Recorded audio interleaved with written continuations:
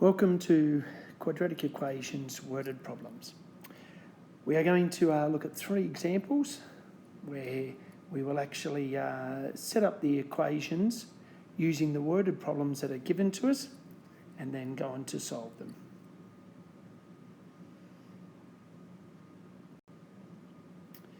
So our first one, we're going to find a positive integer that when increased by 12 is 8 less than its square. So the first hint is we're going to let the positive integer be x. Notice that when it is increased by 12, that'd be x plus 12, is 8 less than, meaning we make it equals to 8 less than its square, which is x squared. So let's look at that. So we've got the positive integer when increased by 12, as I said, is x plus 12, is, meaning is equal, 8 less, so that's minus 8, than its square, x squared. So that forms our first line of our quadratic equation. And then we go in and solve our quadratic as we normally do.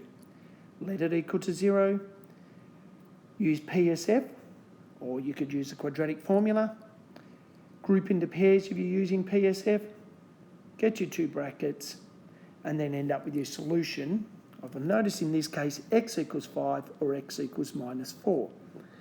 Now the question said, find a positive integer. So minus 4 is not a positive integer, so x equals 5 is our solution.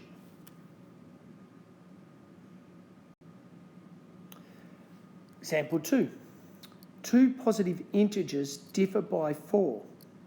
And the sum of their squares is 58. So let's just break that down quickly. Two positive integers differ by 4. So if I let one be x and one x plus 4, that's differing. And the sum of their squares, meaning sum meaning add, squares meaning the x squared and the x plus 4 squared, is meaning equals 58. So let's look at that. Let the two positive integers be x and x plus 4, giving us two positive integers differ by 4, x and x plus 4, and the sum of their squares. So x squared plus the sum, x plus 4 squared, equals to 58. So then we have to expand the x plus 4 squared. Now I've done it the long way by putting the x outside of x plus 4 and the 4 outside of x plus 4. And when we collect like terms, we end up with 2x squared plus 8x plus 16 equals 58. And then bring the 58 over so that the quadratic is equal to 0. So you get 2x squared plus 8x minus 42 equals 0. Note that I can divide everything by 2 to make it a bit easier. So when I divide all by 2, I get x squared plus 4x minus 21 equals 0, giving me two brackets, one of x plus 7, one x minus 3. So my solutions are x equals minus 7 or x equals 3. Once again, x has to be positive. So x equals 3 is my solution, and since it was what they differ by 4, 3 is one and 7 is the other. Third example, find the value of x. So hopefully you're looking at this right at this moment and recognising that this is Pythagoras. So we use Pythagoras' theorem, which states that the square of the two shorter sides added together equals the square of the longer side. So in this case, x squared plus x minus 7 squared is going to equal to x plus 1 squared.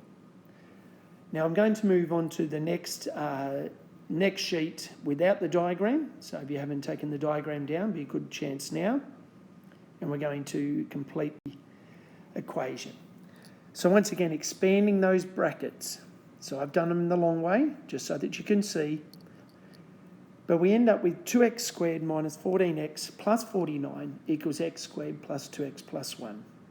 So bringing everything across and letting it equal to 0, we get x squared minus 16x plus 48 equals to 0. Two brackets of x minus 12 and x minus 4, so we get x equals 12 or 4. Now this is actually an acceptable answer to have 12 and 4. But when you go back to your diagram, you remember that one of the sides was x minus 7. So if x is 4, then 4 minus 7 means that one of the sides would be minus 3. And obviously we can't have a side length in a triangle or any shape that's a negative. So therefore the only solution is 12, making our other sides 5 and 13. So just to recap, and before I go on with the recap, just a shout out to Ruby, who consistently offers feedback on all of these.